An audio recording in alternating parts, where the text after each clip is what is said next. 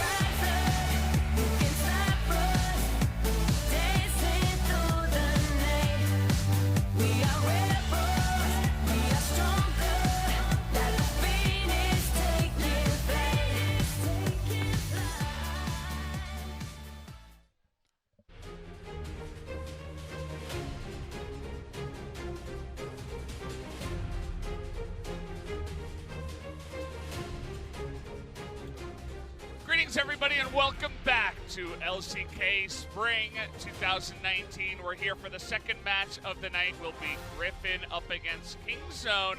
This is a match that hasn't happened for a very long time. They played on the second day of the LCK Spring 2019, so we're kind of coming full circle here at the end of the split. And it might also be a match we see in a best-of-5 if Kingzone makes a big run in the gauntlet. Who's to say there's not a best-of-5 between Kingzone and Griffin? Kingzone have definitely come on hot. The last time these two teams played, like you mentioned, the start of the season, Kingzone basically failed in Kesma Cup, didn't show much, lost 2-0, and then got smashed by Griffin. It's actually going to be unlikely for Kingzone to not pick up the amount of objectives and kills in game number 1 that they did an entire best-of-3 based on the form. Or maybe it's just Griffin being a tier above Kingzone, like I represented in the past. There's also a very important race to discuss because yes, Kingzone are trying to build for the highest position they can get, but more importantly, the MVP race is likely to be decided today. If it's a 2-0 for Griffin and Chovy picks up an MVP, we're already over because it's Kingzone's final game of the season. They played 17, they can reach 13-5, but no better. However, if Chovy picks up even one MVP today and Deft does not, it's all over because it's 1,200 points for both and no one else is in the running.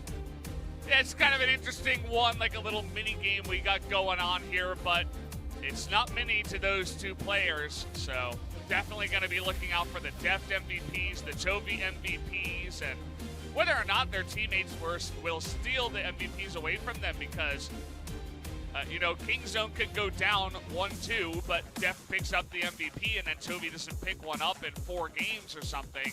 Deft would still take the win, but we do have that MVP race going on, but take a look at this. Kingzone incredibly hot recently, defeating 5 teams in a row after their loss against SKT. And if you look at the nameplates, it's not SKT Sandbox, those big teams, right? But I actually want you to look at the stat lines. 2 zeros, 4 series in a row, and finally tripped up against Afrika. And we already know that Griffin were tripping up against Gen G and Afrika. So while the nameplates aren't necessarily a who's who of the best teams around, the fact that Kingzone, with many different strategies, could just back-to-back 2-0, and you were pointing out even before, finding more and more 2-0s, Kingzone have actually played very few 3-game series. I think our eyes are on point number 3 here yet. Nothing will be decided about team play today, but the individual race will be decided most likely today. It's going to be a fun one to see if Deft can continue carrying his team as hard as he has been recently. And yeah, Kingzone, I think it's definitely great preparation as well for the playoff run that they're going to go for, because, I mean, this is the best team we have, right? So you get to play up against Griffin, prepare all your stuff for them, and get ready to go up against some of the best teams that we do have here in Korea. So we'll take a look at some of the stats that we do have here. Second highest DPM is Kingzone, in fact, but take a look at round 1 versus round 2. Kingzone is currently best at 7-1. And actually, if Kingzone beat Griffin, they would have the same split that Griffin had in summer season last year, where they went 5-4 in the second round robin and 8-1 in the first round robin. That is a turnaround that could actually happen here. We're going to look over some replays. Canyon just can never have any luck around the Rift Herald pit against Griffin. The same thing happened when he was read like a book by Tarzan on his Sejuani and Kesper Cup. Bit dumbfounded there was Canyon. I wonder if we'll see Canyon in a best of 5 or a best of 3 in the postseason. We'll wait and see. They was great yesterday. But Griffin just did Griffin things against Dumb One Gaming. Dumb One Gaming can do a lot of things. It can beat a lot of teams, but never Griffin. Never Griffin. I feel like every time we see this matchup for a long time, it's going to look exactly like this. And Griffin had too many highlights to show in one small clip, just in that one best of 3. So we're going to move over to the Kingzone highlights, of course, immediately to the bot lane. Boom. And, you know, assist there from the bot lane, and Cuzz getting the alley-oop. So Kingzone looking good against FLICKR, but a much harder opponent tonight. And no Deft MVPs for a while. There's been a lot more of his teammates stealing the limelight. Cuzz had that great run of games, and his Gragas is one to be feared. Pawn played this super well. They should definitely have lost this game. This was a FLICKR making some pretty big mistakes. Still, it was pretty likely the series, and they did, in fact, lose a game in this series. They weren't super clean, but still, KingZoneDragonX in pretty good form, turning it into a good performance against Griffin, whatever the scoreline. Even picking up a single game today would mean a lot for a team that no longer is saying that playoffs is enough. They're shooting higher. They want to make it as far as possible. Speaking of shooting higher, it doesn't get much higher than this for the jungle. Tarzan is first in all 4 of the categories that we have up on screen. And you look across the island, Cuzz is actually right there behind him. So a really spicy jungle matchup for this game. And honestly, the more important stats here, the gold difference at 15 is the biggest one, because damage percentage and DPM for a jungler is kind of iffy. What type of junglers are you playing, etc. But when it comes for specifically gold difference at 15, he's had a really consistent second round robin. This was second round robin only. I bet Cuzz would look even better compared to Tarzan, because a lot of Tarzan's pop-off performances were at the start of the season. It's not like he's fallen away, but he's been a little bit more muted in some of the games he's played. Griffin aren't playing a lot of solo queue recently. They have no huge incentive to show stuff except to start mind games, and Griffin's mind games usually start in pick and ban. That they do. Griffin locked in, of course, for the finals, so this match is about, you know, just pride, trying to defeat Kingzone and trying to keep them down in the playoffs. And as you mentioned, the mental game of, you know, what do we show, what do we play? Do we try to throw the other teams in the playoffs for a loop? And also, you know, if you can take the 2-0 victory over Kingzone decisively, that's a big mental win against every other team, because you look super strong after some of your, you know, your step-ups, or your slip-ups, rather, in round 2. And stage experience is always a thing, Valdez. Remember, Griffin played today, Sunday, on the final day of the regular season, and then they wait for 13 days in the grand final. They are already seeded into the grand final because of how the LCK gauntlet works. So you want to get your stage games some value out of them. Today you get the true opposition. The Jin Air match is going to be some sort of fiesta on Sunday. KingZoneDragonX, with still stuff to play for, aren't going to be hiding strategies. We should see the best of Kingzone. Neon, the best water boy, it feels like at this point. He doesn't get to play very much, but his smile, if he's smiling today, that means something pretty significant for Kingzone. He always lights up the room after he, watches the game from the coach's box, or he, plays Lulu for Deft. That's another one of his talents, but nothing against Nahyun. He's definitely a bright spirit on that side, and they're going to need some positivity up against the best lineup we do have in Korea currently, in Griffin. Griffin had a very interesting 2 weeks. 2 weeks ago, lost to Afrika and Genji, and we wondered, is it all over? Are they just falling apart? They were definitely excellent against Hanwha Life, and then kind of coasted over Damwon Gaming. It was nice to see some sort of a fight back. That's a Griffin fan annoyed after they lost twice. But Kingzone, again, they've been the surprise packet of LCK Spring in many ways. Sandbox obviously feel bad, so maybe we'll narrow it to the second round robin. Their second round robin consistency has been a treat to watch, and that's consistency with Rascal, Cuzz, and Pawn. 3 players who you look at before the season and say, I have no idea what to expect. I remember talking about this team after Kespa Cup, and I'm like, well, it's all up to Deft. He's got to be the one to carry them. If he can't, then maybe even 8th place for this team. A lot of people were rating them super low in the LCK based on Kespa Cup in the first week, and then all of a sudden round 2 comes along, and it seems like they really have hit their stride. So great news for Kingzone, as they have been able to make that win streak into a chance at playoffs. But even more importantly for me is when you go 8-1 in a round robin, when it's the second round robin, it just naturally means more. You're more likely to be playing on a patch that's representative of the playoffs patch. You're getting into a purple patch of form as the playoffs is about to start. We will say goodbye to Kingzone until playoffs after today. Can KingZoneDragonX make Griffin bleed for the 3rd time this season of any team?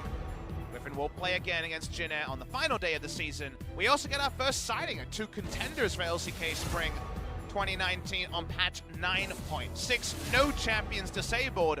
I want to see a Sylas pick because it's been banned in every game so far this week. Feels like Griffin would leave that one open. They're going to ban the Gragas here, as you don't want to go up against that Gragas and Yasuo combination. And they also know there's Jace open and Sylas open, permanent first pick champions. We're going to get at least one. If we ban away the Gragas, and we've already said that Cuzz looks scary on this Gragas, Yasuo as a duo can often be Kingzone's complete round on either the red or blue side. So on the blue side, you have a bit more flexibility before we know for sure that champions like Urgot need to be banned. Remember, Urgot's back, and Sword and Rascal, between the 2 of them, are 16-1 on old Urgot. Now, this is new Urgot. It feels like jungle might actually be its home. Sword is also undefeated on the Jace, and it does seem like top lane Jace will be a Griffin pick. They have played Viper on the pick in the past. Jace is too good to pass up. Kingzone responds with, we're going to protect Deft and also add a little bit of initiation to our composition. Tom Kent, 75 games played, 60% win ratio, alongside Jarvan here, who has been slowly seeing more success. And Cinderhawk Jarvan has been more common recently. I always like when Griffin go for the AP junglers. I think that's really Tarzan's comfort, and it allows them and empowers them to play early game. They've already got Jace in the lineup, so going for Elise here shows they're going to have some early priority if those cocoons hit, but also means, wait, Chovy could be playing anything. They wanted to have mind games. They could hold this. Notice that Lissandra has actually gone pretty far down in terms of its usual priority. Griffin loved to hover things. They show both sides of the Lissandra-Zoe matchup that was so common 3 weeks ago. Yeah. Zoe priority has gone down. Lissandra's been there to stay. LeBlanc is up. Zoe is up. There's many different tools you can try against Lissandra, but Lissandra picks up Aftershock and just can't stop winning in recent memory in the LCK. Especially when some of our better players do pilot this one, as Chovy is going to be most likely hopping onto that pick. Kingzone, 1 pick left up against that Lissandra. They're going to go for the Corki. We saw that earlier today. Did pick up its 2nd win, and 2 wins in 1 week even, Papa. Undefeated in week number 10 of the LCK is your misleading stat that I am now even adding a little bit more to. Now, I think a lot of that was KT stuffing up huge in that game and that series, so I want to see if Kingzone can make us believe in a Corki comp that's not huge frontlines. Now, Tahm Kench and Jarvan can both be frontliners. Are we going to go for, say, Vayne in the second round and another tank somewhere? Are we going to have a pick comp with Corki that just has a lot of struggles? Chovy has struggled on that Corki in the past. A Kled ban will actually be sent to Rascal, who does like to play this when he gets the chance. Kind of interesting, they waited on that one all the way down to 0 seconds. So, really putting their thought into the Kled ban. We don't really see that too often here in the LCK. Double tank support's gonna be banned away. Finally, the Kennen ban against Rascal. Kennen's a champion I wanted to see Sword play, but maybe he's holding it for later. And here's Orin. It is a thick boy on the top lane. Yeah. One of the thickest of them all. And it raises the question, who's going to be played here for Deft? Which AD carry is he going to hop on Hyper carry, for sure. Jinx or Vayne seems like the last pick, so Griffin must know that. If you're going to draft Orin into Sion, yes, you can last to some degree, but you should be anticipating a hyper carry, and Griffin just jump ahead of it and say, now deal with this. It's karma for laning phase to have some push on the Tahm Kench. And well, the Vayne needs no introduction. Is it just Jinx time for Kingzone? Or will they try to Ashe and then just try to have pick CC to punish Griffin's squishy lineup? Or how about the return of Cogball? Yeah, I mean, you can think about it. Yeah. In the matchup as well, Valdez. Good that you pointed out. Or... now, this could be Corki 80 carry. Yeah, that's what I was gonna... I was thinking about it, but... really? Now, this is very interesting. Corki 80 carry has been played in the LPL sparingly. It could also be Victor bot lane, as we know. Let's wait till 20 seconds. I actually think it might be Corki 80 carry for Deft. I think it has to be, right? That Victor matchup into Lissandra is pretty good. You can push back. You have range on her. You can farm very safely. But, you know, the Corki's really good into Lissandra as well. But Corki 80 carry has been played in the LPL, and it was an old Deft favorite. I loved watching EDG in 2015 spring, and they love to play that pick. They play with our hearts twice. Very interesting to see them go for Victor here. It's away from what we expected. We talked about how Ashe could be the choice to up the tempo. Yeah. They could be invited to play Kog'Maw, to play Jinx. Instead, they say to Griffin, we're not scaling with you, we're fighting you early. It definitely goes against what Kingzone have been kind of relying on with the hyper carries and with Deft doing his thing, but a lot of pick ban mind games, I'd say, really going back and forth as Kingzone essentially throwing another rock at Griffin after Griffin say, okay, we see what you're doing. We're going to pick Vayne and Karma against you. We'll talk a lot more about the mind games of the draft because I think it was an evolving question. The Kog'Maw was kind of gift wrapped, right? He just smashed a Vayne as Kog'Maw, but they go for the Victor bot lane instead, and that tells an interesting story. We also see the recently buffed Ornn on patch 9.6. Jace and friends are going to be quivering their boots if it gets to a teamfight phase because you can start trying to get away from the Ornn horn, but best of luck fully disengaging. Well, this should be a fun one. Not exactly what we were expecting, but lights are up here for game number 1. Let's get into it. Griffin versus Kingzone.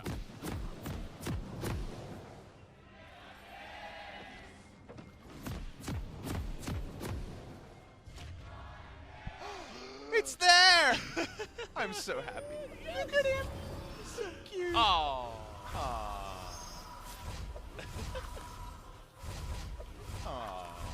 How you throw the bone up and he does a backflip. He can shake his little rump as well, corgi style. He's so adorable. I've actually never seen it in game. It's so cute. It's fantastic. Who you laughing at, Chovy? That'd not be the corgi. We don't need the Korean version of Lissandra to come in and laugh and ruin the mood here. As, well, they were watching the first series we had. I'm not much for sellouts. Remember, we are not Riot employees, but come on. We need more corgis getting sold. So get in there. Again, at the mentioning series number 1, in Korea, it's called a Welsh corgi, which is a way better name than Corgi Corgi. Very disappointed that's not the name around. I didn't think it was available, given that it was Toggle latest. We got secondary runes. This is the new technology. What is this? Let's zoom in there. This is actually a lot of info to put out there. Notice minion dematerializer taking on both mid laners here. We're not going to be able to watch enough of the mid lane to know if they're used on the casters, melee minions, and ranged minions, and also the cannon minions or not. Got all the information here. We're giving you the big guns. Speaking of big guns, Tarzan's here. He's got red buff too, as actually a really nice flash there from Rascal. I feel like maybe Tarzan could have waited and tried to bait the flash out first, but still gonna get that flash. Nicely done. I'm so distracted by that corky rump. I'm sorry. It's cute, but let's talk about what Kingzone did, because they actually made a really big kind of adjustment in their draft that I wouldn't have seen coming. We talked about how the draft was begging for a hyper carry with the Orange, and then Griffin anticipated that and go for Vayne Karma, which is denying away a Vayne that would have fit the comp very well. They have a lot of zone control, and then Vayne tumbling around. And Karma just for a very strong 2v2 laning support against the Tahm Kench. And Kingzone actually look down the enemy comp and say, if we go hyper carry here, there's a chance Jace takes over lane, as Jace is wanting to do. Tarzan gets the jungling on. There's a lot of power in the top side of the map for Griffin and a pushing support. You might actually just get blown open as a comp or comp, never hit your items, and just lose to a team that is going to already be guaranteed to go into the grand final. And they make the adjustment of saying, okay, Corki can still have a front line and do unbelievable damage. Let's try and fight you in the early mid game and not try to scale alongside you and maybe do it worse. Tarzan, not afraid of a fight on this Elise, comes up, is going to scan out the Jarvan, do a nice amount of poke damage as well. He's really just sticking around. He's not backing off of this one. Again, another cocoon lands. And Rascal low himself from the Jace, and can Cuzz even get away here? He's going to flash in and just kill him. Cuzz decides, I'm not going to flash. You can take my life. There you go. That was kind of a attempted next level that just led to a very current level, which was death. Very easily put down onto Cuzz. I think he was trying to do too many things and wasn't able to do any of them. Just goes straight up down to Tarzan. They're losing a lot here. Valdez. Teleport already used back to lane. No unsealed spellbook. Summoners available for another couple of minutes. That's just a freebie to Griffin in the early game. And suddenly the victor's looking even better, because that's the last thing you could have afforded if it was a hyper carry or a scaling carry in the bot lane. You watch how this started. Cuzz had already used his Q to just poke at Tarzan before. He puts down his E and then doesn't flash away. So takes free damage to begin with. The flag is there, so there's no flag and drags, and the flag cooldown is forever in the early games, just dies. It was easy. Thinks he can wait for it. This is far too many reactions for what is a very simple play. What is going on in that? That looks like Vlad. I know. Next to what said Lol Park. Didn't see anything else on that one, but kind of a straightforward play, as you said. I mean, the Jarvan has to flash there, but thought he could wait, be greedy, get his flag back up, but that was not the case. So already good start here for the early game of Jace and the Elise in the top side. Tarzan's around. Remember, Tarzan level 2 ganked mid lane and then got a successful gank off top side as well. So he's been way more active on this Elise than he has been in some other games. Here we go. Get the cleanse out of TusiN. Remember that there was a time when Ornn was the go-to against something like Jace because you could just survive with trades. Yes, there was a further buff to Ornn's Bella's Breath, the W, on patch 9.6, but it's still a swap of the shield for the unstoppable. You want the shield against the Jace to find anything approaching trades in the laning phase. Ornn still takes a long time to get going, cannot shrug off Jace damage. Jace's damage wasn't nerfed, it was his base stats on this patch. So it's going to be about ganks onto Jace to kill him with the Ornn CC, not about lane trades. They're still going to be pretty woeful in the 1v1. Definitely will be. Speaking of 1v1 trades, Pawn not scared to go ahead and trade with the Lissandra, as he does quite well. No flash. This was actually going to be good timing, but decides against it as Rascal's flash is about 30-40 seconds away here. Grinning and bearing it, our KingZoneDragonX. They know that from level 14 onwards, people are going to be getting 1,000 gold donations from good old Orin. Still trying to find pressure where they can. Griffin looking for their big wins now. They have a lot of power on this draft, especially topside the map. I've said a couple of times. Still, remember you can buffer CC with the Searing Charge. They're probably not 100% guaranteed on the flash timer, which we know is a couple of seconds away from Rascal. So still a pressure move from Griffin, but no gank attempt. Tarzan really hanging around here for quite a while. He's canceled his back twice, sent in Sword to tech the brush and see if there was a control ward, but eventually he will back away, and no gank, as you did mention, is going to come in here. Should mention that the first item choice here from Deft was to move towards Frostmancy. There is going to be Frostmancy going on in the bot lane. Something that's been going on for a while now, but basically something that we've overlooked in paying attention to other lanes that Tom Kent has been picking up. Of the farm, it's not just going to be relic stacks here. He's going to be, at this point, focusing on some farming. There's a lot more Frostmancy going on. The Sona Taric was what a lot of people heard about in the TSM Academy versus Echo Fox Academy game. Over in Challengers, BBQ Olivers, with trusty LS as head coach, have been playing the Avengers comp that in the bot lane is the Talia and Pantheon with Globals and also Frostmancy going on there. So we saw Victor bot. We didn't put much thought into that because that was a pretty staple meta thing. The Frostmancy is happening around it, which means TusiN getting well fed. So Tarzan is going to find Cuzz again. Cuzz still has his flash available, but Lehends going to make his way over here. They're looking to turn it around, though. Flash away from Lehends. Now Pawn trying to keep them interested, but another Cocoon goes the way of Cuzz, who's getting beat on by the Ocean Drake in the backside, but nobody will go down in the trade, and looks like Kingzone actually going to take a win as they do get that Scuttlecraft. Nice fight back there. It's because Viper wasn't able to get any relevant threat onto members. He was kind of the last person to rotate, and Kingzone went first and went strongest, and that means that Jarvan doesn't have to deal with the Elise too much. These also couldn't aggro the Drake onto the Jarvan as the play started and took the aggro at the end. Top side, that was the Ornhorn. Ornhorn and Flash at a Jace here out of Sword, so Rascal actually gets the win in terms of trading his ult for a Flash Summoner, which is generally a good trade. And definitely Ornn with Ignite, which can go obviously very flexibly with Unsealed Spellbook, would always get those cheeky kills in past metas where you would actually burst Jace for 500, 600 damage if you hit everything. So, respect being shown by Sword. Griffin have a lot of good bridging in their comps. One item, Lissandra and Jace, going to be very powerful. Elise also with just a jungle item can burst you for most of your health bar, and Jace and Lissandra pretty good at helping out with that. And then while Vayne is thought of as a hyper carry, 2 items is usually where she spikes hardest. Karma kind of guarantees those items are going to come at a good timing. Very hard to find equivalents given that we've got the whole Frostmancy thing going on in terms of the CS numbers bot lane, but Griffin are going to do a lot of damage. Their issue is, as the game goes on, Ornhorn will draw multiple flashes if it's on point. It's very true. More trading here in the mid side, but 10 minutes already, by the way, for the Frostmancy to be evolved, so Deft can go back to CSing.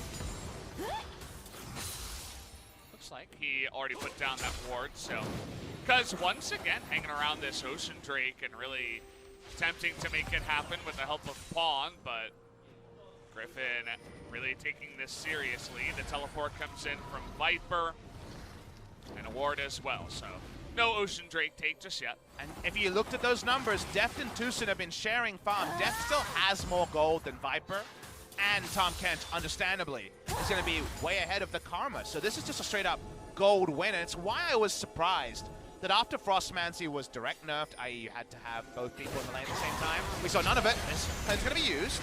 That's a really nice max range one, but they're going to continue it. No more cleanse here for Pawn, as he is going to go down. Cuzz trying to trade one back, but he gets himself into a bad situation, nearly takes out Chovy, but the ticking, corrupting pot is going to keep him alive. Knocked out of the air here is Rascal, who's going to desperately ult for that horn. It's going nowhere, but a double kill for the Elise. And there's the monster dunk onto Kingzone. It comes early, just like it did the time these teams faced in the first week of the season. They just get completely owned on the top side, and it's because Griffin was so decisive around their decisions. Now Viper will receive the Victor ultimate. Deft and TusiN already thinking about raid boss territory being required on the bot side, but this is very much open top side for Griffin. Yes, it is, and it all came off the back of a max range cocoon from Tarzan, who catches Pawn once again, who thought he was safe with the cleanse and the flash, but it's obviously not the case, as they were able to chase on in the 2v2 and eventually even get a bonus third kill. Kingzone going to pick up an Ocean Drake, but it's a very small consolation prize at this point. Let's talk through this play and why this is impressive. Cocoon hits, and Cocoon's hits sometimes. Spawn believes he can get away. Notice Chovy sees Cuzz and doesn't care about him. He's about to flash in an Aftershock, and remember, it is a Cinderhulk Jarvan, and they're aware of that. So Jarvan comes in. We've already seen Cinderhulk Jarvan try to kill people at 200 health. It takes you a long time if you don't hit your Q. So because of that, they turn onto him. Sword has always been very impressive on Jace. It's the only carry who you can say he's been able to play and understand. His Fiora, not impressive. His Rise, super unimpressive. But his Jace on point in the Casper Cup, and when he's got it the few times in LCK, he knocks him out of the air. No escape path for Rascal. 4 kills to Griffin. I think TusiN just told us that he was saying that he was going to flash, but as we do see up in the top side, he did not use his flash. Rascal never really got a chance to. Thought he was going to be safe with the blasting plans, but that is not the case, as he did go down. You can definitely see the huge item lead that TusiN has over Lehends. He has Mercs and full gold item already done compared to working on the first item here, the Athenes for Lehends. This is one of those games where, unfortunately, bot lane, I think, has gone to plan. I've liked the strategy they've taken, and actually, in hindsight, the idea of maybe we shouldn't scale against Griffin's top side is very relevant, because if it was a Cogmore slowly building 2 items, the game is going to be over before those 2 items are done, because your top side is already so far behind. Look at the timing here. 1347 gets all the plates right before. So the timing to be up in the top side and look for a pick, to roll that into Rift Herald, and then get the plates just on time. It's even more dirty. All calculated. It's even more dirty because they're just about taking down the 3rd plate as the charge comes in. Yeah. That means you don't have to worry about things like the armor and MR stacking that you get for being in threat range of those turrets. They just get the charge, true damage takes it down. That means Jace is even stronger. Rascal, he tried to weather the storm on the Ornn. It's not working, and now he's going to be dead again, you think? Yeah, this guy is so dead. There's no way for him to get anywhere to safety. Chovy, hilariously enough, nearly does go down, but that's another kill and another turret in the top side. And this is what the glass half empty was for KingZoneDragonX preseason was. How hard can Deft and TusiN carry with the names they have on the top side? The answer was that they actually had their top side perform oh so well recently, but now they're reaching the next level of opposition teams they weren't beating in that win streak, and unfortunately, it feels like the nameplates are on. The only other real big top, playoff contender that Kingzone has defeated was Sandbox, but that was when Sandbox were going through their own little stretch. They're having some trouble. Look at this rotation. They get everybody going into the mid lane. It looked like a flank, but it was more of a take the turret with the chase. Everything is going to go wide here, as Viper going to go invisible. Doesn't have his flash. Does have a stopwatch, but 4 people down here. Is he? I'm not so sure. Okay, well, Deft is going to shut down the hopes of the Griffin fans. Everybody in the crowd is going nuts as, okay, having another turret in the mid lane. Now, he was always going to die there because all their summoners are up, but understandably they didn't want to use any. And yes, around the map they think another turret. There's nothing in the top or mid lane. This is like the ultimate nightmare of what this matchup could be. Yeah. And if you remember, I was talking about how one-sided this was in the first round. A lot's happened since then, and Kingzone have come on much stronger and have seemed to have evolved as a team. But Kingzone, in their first series against Griffin, got 10 kills. Right now they have 1. More importantly, though, 0 turrets and 2 Drakes in 2 games. They got 0 turrets. They got their first turret against Griffin in their 3rd game against the team this season. It took a lot of packing up and joining. First turret for Kingzone against Griffin was here, but they take down Viper, and yet it felt like it was a really hard takedown. You made it just about as difficult as it possibly could be with all the stealth built in with the ultimate. was able to make things a little bit tricky, but we're able to predict and eventually kill her. But again, you lose 2 mid turrets for killing Vayne and getting your own bottom tier 1. That's not the greatest trade, and definitely not worth it for Kingzone, who do have that one Ocean Drake, or looking for another, really setting up for that mountain. This is the scariest game we've seen from Tarzan in a long while. He has just won this game himself. That's not that his allies have played poorly. He's been so far ahead of first Cuzz, who admittedly made a huge blunder on screen, but then just the whole game. He has 100% kill participation, 5 kill involvements at 17 minutes. They were all in the first 15 minutes. He has a 600 gold bounty, the only person with a bounty. This is just the ultimate Tarzan game where you watch it and say, just how do you beat this guy? He definitely has some games where he seems a little bit more reserved and sometimes he farms it out, but when he picks the AP junglers and gets going, it's just beautiful to watch. It's been a jungling masterclass by Tarzan. Really has been, and for all you Griffin fans out there, that's a great sign going into playoffs. You want Tarzan to be on his game. He knows the flag is down, but Cuzz smartly doesn't exit that bush with his flag down because he could just straight up die. Yeah, I mean, you talked about all the turrets in the top side being down and just complete darkness essentially on the top side of the map here for Kingzone. He doesn't own his jungle anymore. You're not going to go past those brushes as, well, when in doubt, let's try to 4-man the Lissandra. Looks like it should be able to work out here as Chovy is going to flash away. Big one comes in, Chaos Storm, but that's going to be denied. Okay. Even going to go for the ult as he's just trying to buy as much time as possible while his team pushes in. And you know what? That is actually very effective at doing one thing. It makes you feel better. And honestly, with this game probably already over for Kingzone, I don't mind just a confidence play of, let's just kill that one guy. They were never going to get a map lead. That was definitely the sins of the top side of the map, just meaning that the bot lane was irrelevant because it doesn't matter, even though they're both ahead in gold. So that's just one of those plays you make where you're like, all right, I feel less bad about how hard we were blasted in the first 17 minutes, and maybe that confidence will help them because they're going to need a full reset in game number 2. This is just, let's ignore the whole map. All the inner turrets are down. All the easy objectives and medium objectives are down. Now we can feel good about expending a million flashes to kill Chovy.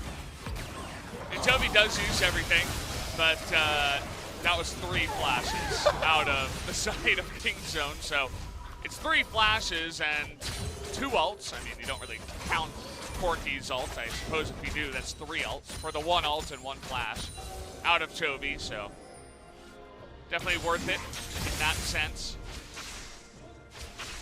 3,000 gold lead, but it feels like a gulf. Gulf in class, a gulf in gold, a gulf between the 2 teams that was mostly felt around Sword, Tarzan, and Chovy. I'm actually really heartened to see Sword back on the Jason, performing on it. Had to watch him get crushed in the counter matchup ribbon. That was a really sad game that I'm sure would have hurt his confidence for more than just a single series, because they gave him overall counter pick on red side and got just slammed. Now this is Rascal, who's been good, remember. He's played a lot of unique champions and was really good on a lot of matchups in the second round robin. Now Rascal took the Orin, tried to take the punishment and failed on it, and his jungler certainly kind of hesitated his own demise, but finding a pick for Sword, like the Jason saying, we will first pick Jason, make it work, is something that in a best of 5 will for sure be relevant. There will be a Jace ban or a Jace first pick in the final of the LCK. It will be unbelievable to see anything but that. Yeah, I mean, it's definitely good preparation. All the stuff we were talking about for Griffin coming into this series. Obviously, Kingzone also will have to prepare up against this, up against similar level opponents, and maybe even better up on the top side. So, like the item build here, the Rage Blade's been skipped over for an even earlier power spike. It's 9.6, so it's not the new Rage Blade, in case you're wondering at home. It's just Wit's End, because there's actually no true physical damage dealers. At the end of the day, Cuzz is a Cinderhulk bot, and then mostly magic damage onto the Corky. So Wit's End is another on-hit. It does work with Rage Blade, and that will come in at some point, and allows the aggressive tumbles to not just mean you tumble in and then Phosphorus Bomb Rocket accidentally does 500 damage to you in stealth. Wit's End here, and the Shred that also synergizes with Tarzan and Chovy means good news, more Lissandra and Elise damage. You caught it before the observers. Good news for you as well, as the observer just hovered over it. So time to give me a raise, guys. You made the whole point, and then the observer was like, oh yeah, by the way, he's got Twin10 and Turtrix, obviously. Hey, Papa's Skrilla. Yeah. Where's it at? On the ball here.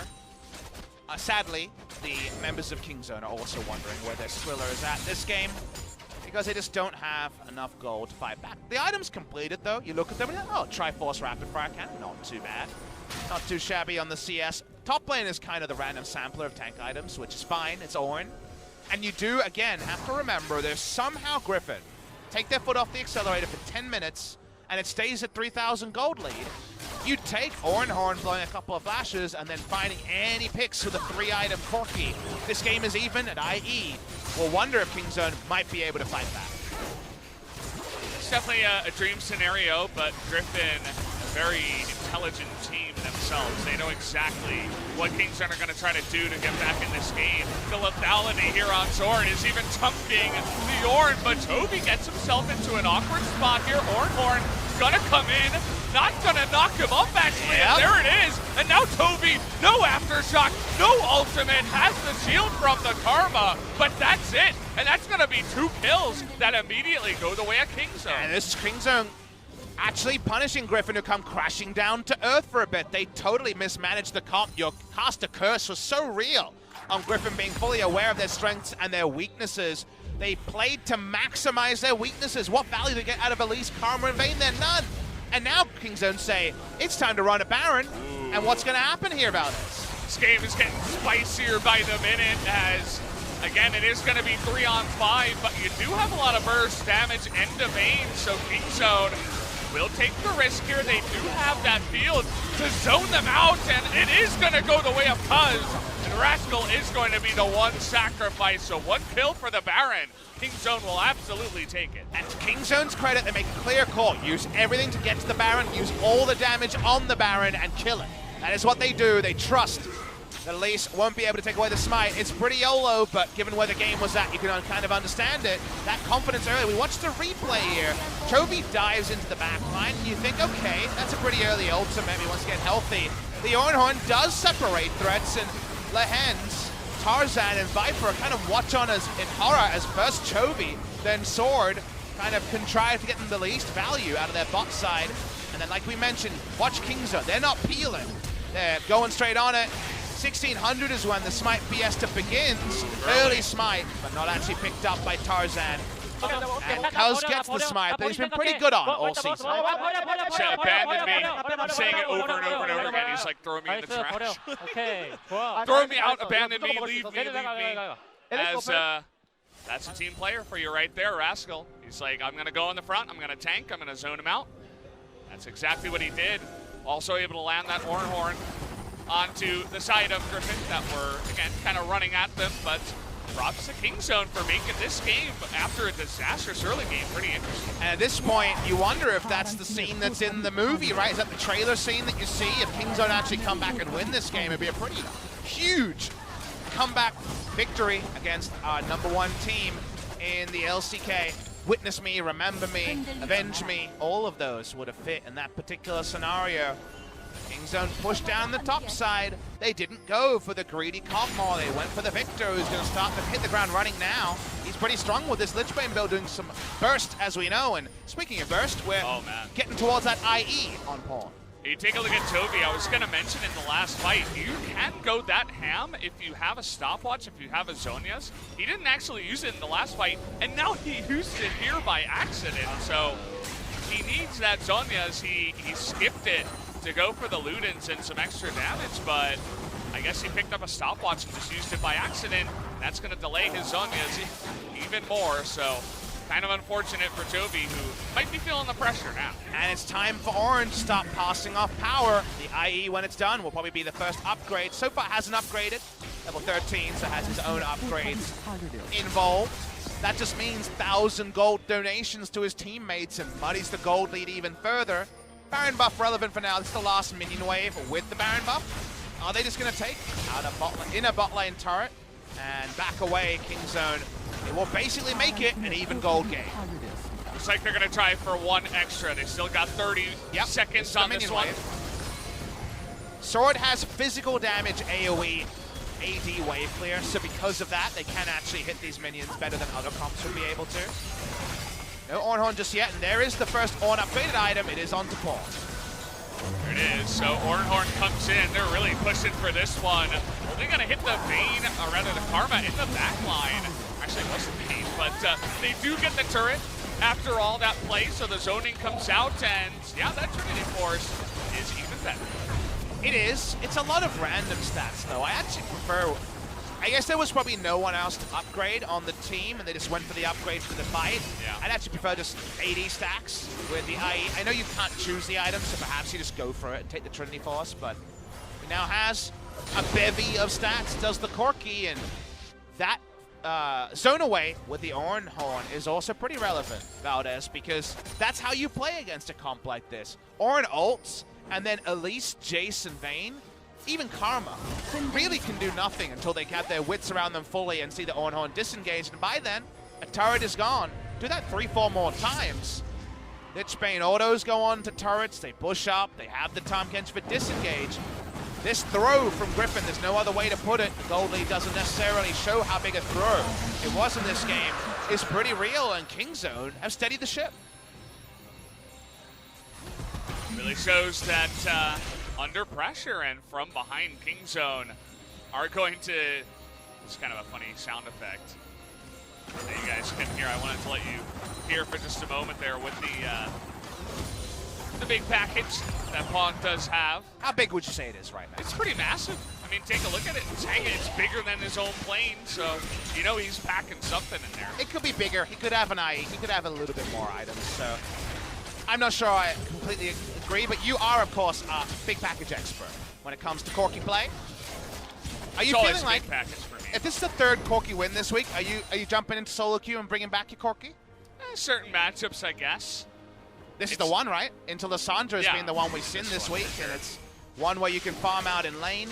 Kind of reminds me of seasons past where you can get away with risky champions against Morgana mid, the last time that was meta, and that might actually be an analytical point we have, given that Morgana mid was played by Fly a couple of times this week. Yeah. But for this game, the next Baron is up. The game has changed so much since the last Baron was being competed for. They don't have Dual Smite available right now, but the cycling can continue on Rascal, and suddenly Griffin have to really consider their angle of approach, because otherwise the Ornhorn's just going to completely own the team of Griffin. It's going to obliterate them if they go down the wrong corridor here, and you can see just how deep Kingzone are trying to get that vision and how carefully they are going to go for this one. It's not 5v3 anymore. It is Griffin that can use a couple of abilities to try to get some vision, but with the Mountain Drake and 5 people, they're going to begin this one. When does the turn come in? The answer is now, as they're going to knock up 2 people in that corridor, but the Cataclysm is actually on the right side. Doesn't get too much damage for a long time. Chovy going to be going in, and Cuzz has to be devoured, but Chovy, oh man, that's a good stop one. It's going to go down, though, in the end. Sword now going to be forced to flash away. It's up to Viper in that front line with the burst damage of the Elise to try to win the fight. They are at least going to stop Kingzone from doing the Baron. But you see Viper's conundrum. They don't have Sword on the Scion and Urgot, we know. They don't have a front line for Viper to just tumble in aggressively, and every time he tries, he's afraid of just being blown up by someone like Deft or Pawn. Both of them have insane burst, i.e. Corki and Lich Bane Victor. We all know the feels there. Kingzone back on the Baron. They'll have Ornhorn in about 25 seconds. Right, we're doing it again. No Ornhorn for now, as you did mention. Rascal's actually got TP right now. Damage is coming in. They're trying to zone away Tarzan on the left side. He's not going to be able to get close enough, and the Baron, again, is going to go the way of Kingzone. And here's the Corki in the front line. A couple of shots to the back of Lehends. He's going to take him out. Chovy going 1v4 on the other side. These fights are all over the place. Chovy's going to go down, and the rest of them are being chased down like prey in the jungle. And Viper's all alone now. He's going to try to tumble to the safety, but is forced to flash away. And Kingzone might just win this game. They're definitely going to win it, I think, Valdez. It seems hard. It's going to take multiple fights, and it might just be right now. They're pushing on in. They've got the Baron buff. They have 5 members against just the 2. It's the most fed, and it is the 2 damage dealers, but Doesn't seem to matter as the Corky is heavily online. The Vayne here tumbling with that one, but he is not going to do much here. It's only Lehends now, and Kingzone take the throw. They catch it, and they bring it to the Game 1 victory. And man, did we get a game that was both sides of the season for Kingzone. At the start, it felt like we were just watching a replay of Griffin slamming KingZoneDragonX in the first week of LCK Spring.